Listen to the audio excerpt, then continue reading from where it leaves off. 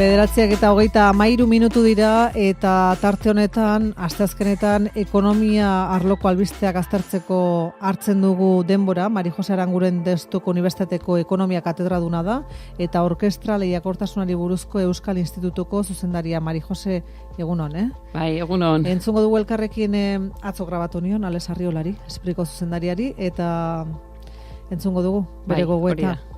Jaurlaritzako ekonomia garapen saila eta Espri taldea aurten enpresei eskainiko dizkien laguntzak aurkezteko jardunaldiak egiten ari da aste honetan. Eta laguntza hoiei buruz hitz egiteko gonbidatu dugu Ales Arriola, Espriko zuzendari nagusia. Arriola jauna, egunon. Bai, kaixo, egunon. Jaurlaritzatik enpresei eskaintzen dizkie zuen diru laguntzei dagokienez, gogoratu behar da Jaurlaritzak aurten 423 milioiko aurrekontua izango duela ikerketa, garapena eta berrikuntza programak laguntzeko. Zeintzuk dira zuen apustu nagusiak?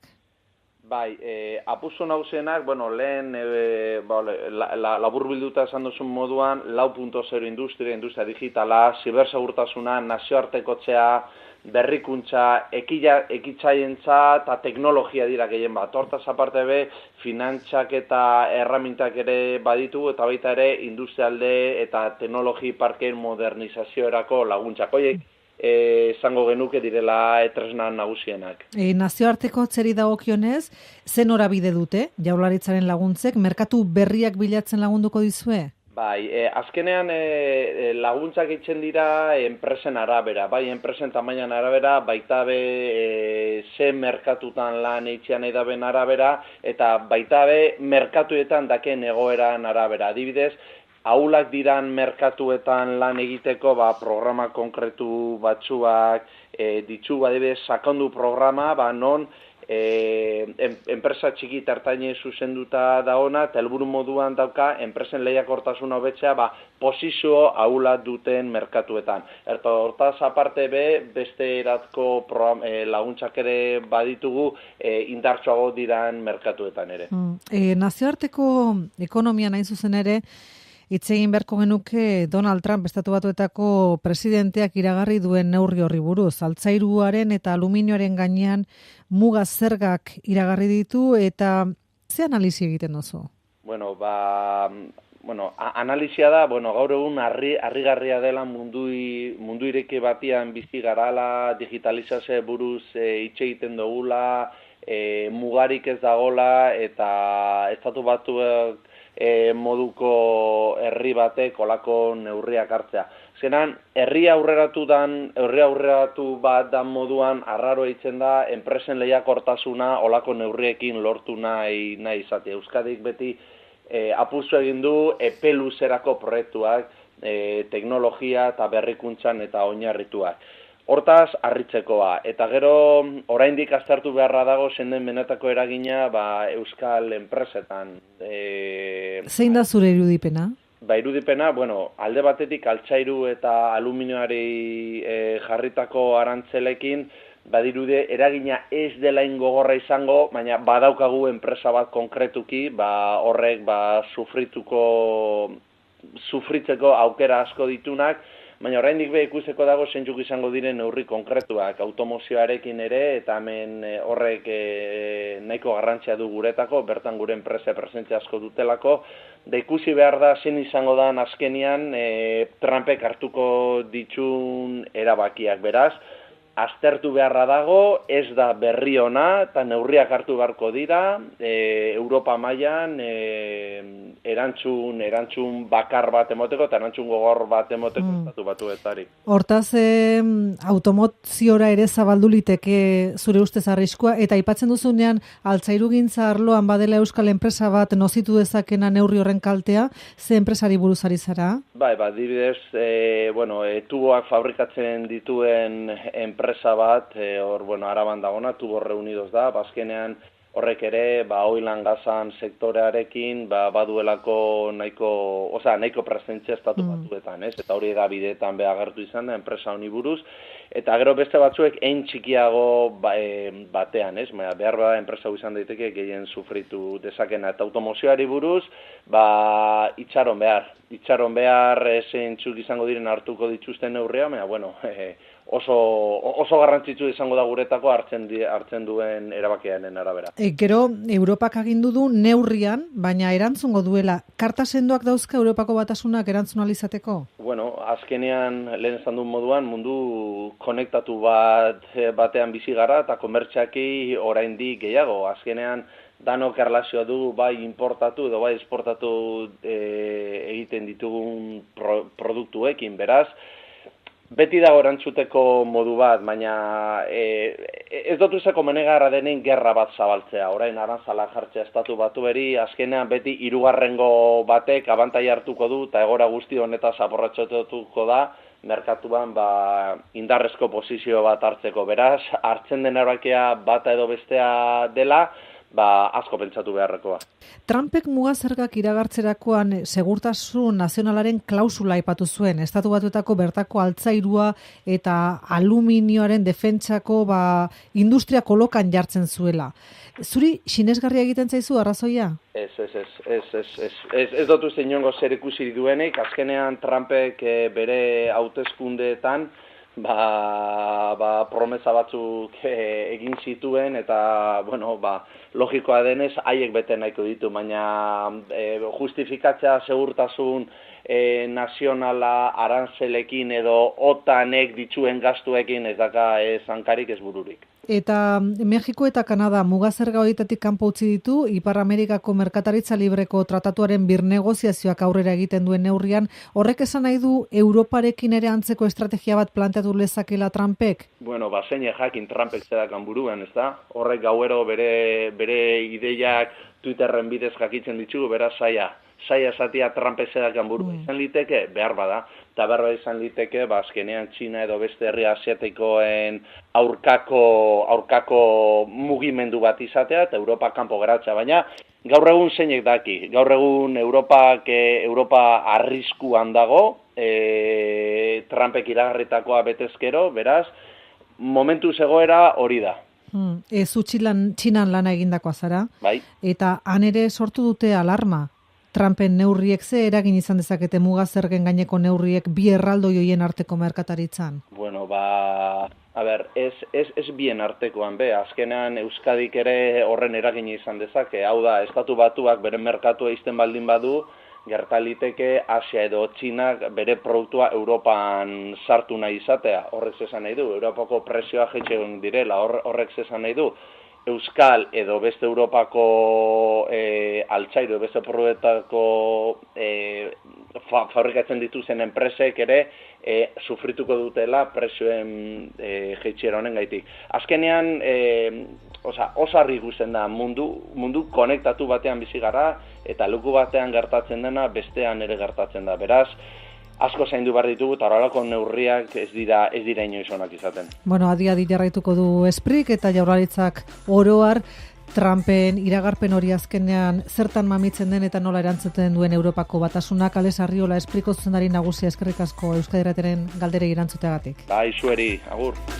Iruditu zaigu Mari Jose moskeatuta daudela, enpresarioak eta gero baita ere erakundeak Donald Trumpekin Europan eta Euskal Herrian ere, bai. Eta aipatzen zuen Arriola jaunak Europa arriskuan dagoela. Bai, eske normala da. Azkenean kezka hau pixka jokuko arauak nazioarteko merkataritzan bide batetik zijoazten, eta honek atzera pauso bat markatzen du ez. Azkenean merkatu bat babesteak horrela, beste herrialdei kaltea eragiten die eta jokuko arauak derrepente aldatu egiten ditu eta gaina ikaragarrizko ziurgabezia dago, ez dakigu pertsona baten erabakiarekin, ez dakigulako nolako eraginak etorri daitezken, ez? Orduan. Bueno, berak esaten zuen inoritzaiola komeni, era horretako gerra komertzial bat ikusiko da azkenean zertan mamitzen den Trumpek egindako iragarpena. Gaur Deustuko Unibertsitateak enplegu foroa zabalduko du eta bertan izango da Arantxa Tapia, ekonomiaren garapenerako sailburua ere, eta hain zuzen ere orkestrako ikertzaile batek, Susana Frankok, aurkeztuko du bertan ikerketa bat, etorkizuneko lanpostu eta gazten prestakuntzaren inguruan, ez? Bai, hori da. Ze nabarmenduko zenuke ikerketa honetatik? Bueno, pixka bat lanak edo etorkizuneko lanen ezaugarriak asko aldatzen ari zaizkigula eta batez ere gaztengan honek eragin nabarmena izango duela etorkizunean, ez?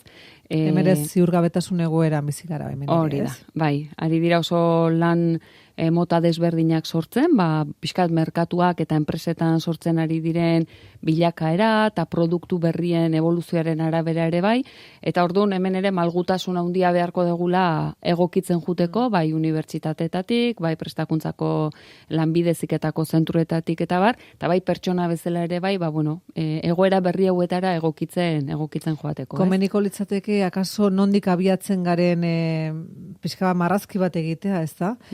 Langabezia tasa handia eta daukaten trebakuntza eta merkatuan aurkitzen duten lanen arteko desoreka badago, gazten langabezia 20% ingurukoa da, orokorrean dagoen 11%koaren alako ia bi, Eta hori ez da gainera Euskal Herriko edo Espainiako arazoa soilik, ez? Zergatik kostatzen da trebatutako gazteak lan merkatuan txertatzea?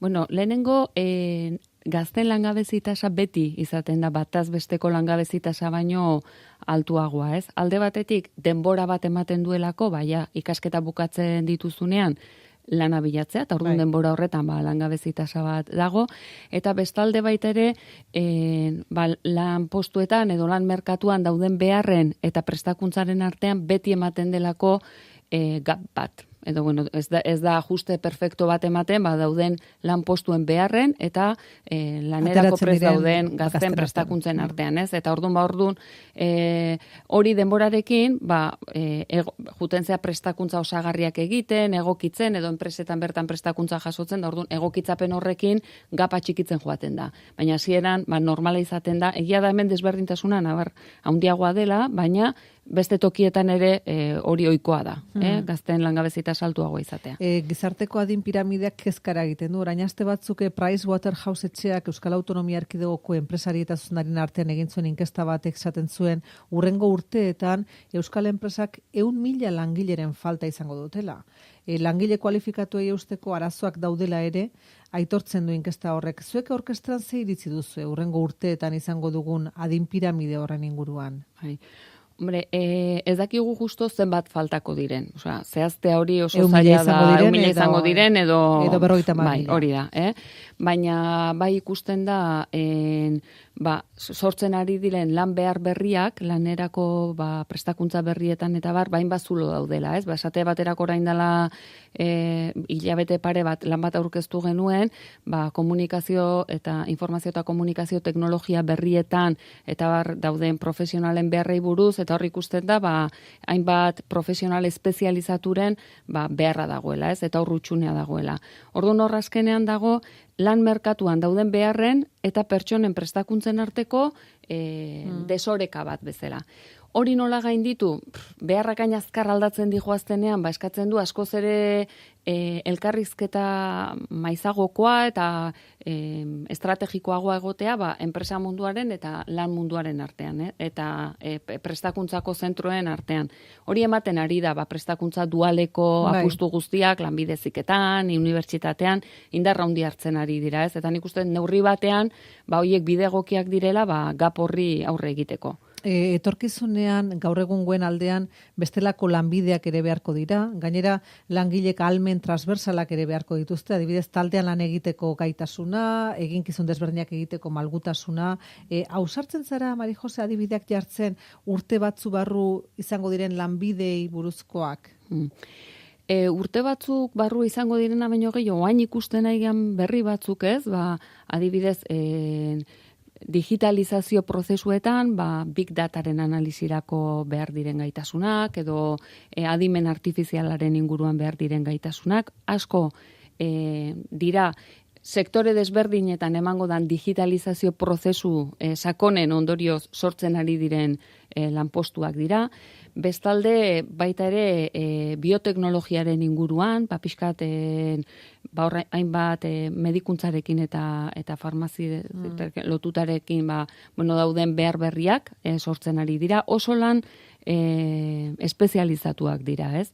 Eta gero eta gehiago ikusten da tendentzia lan oso berezi eta espezializaturuntz. Eta ikusten da adibidez, freelance antzeko lanpostu asko ari direla sortzen, esate baterako estatu batuetan, gig ekonomi deitzen zaionean, 4%, gutxi gora bera dagoela gaur egun esaten da pertsona horretan, eta 12% gehiago horrela sartuko direla. Espezializatzen zara big data adibidez, eta gero freelance moduan egiten duzu lan enpresa desberdinetan. Hori da. Edo ez dakit, itzulpen gintzako zerbait oso espezializatuan, izango lirateke oso autonomo espezializatuak bezala, ez? Eta orduan, lanaldi, bolada batzutan izan dezakete kontratu bat enpresa batengandik, urrengo bolada baten ezerrez, urrena besten batengandik, eta orduan, joera deixentea dago baita freelance antzeko lanpostuetara, ez? Orduan, lan munduan ere aldaketa handiak ikusten dira. Eta enpresak beraiek prest daude?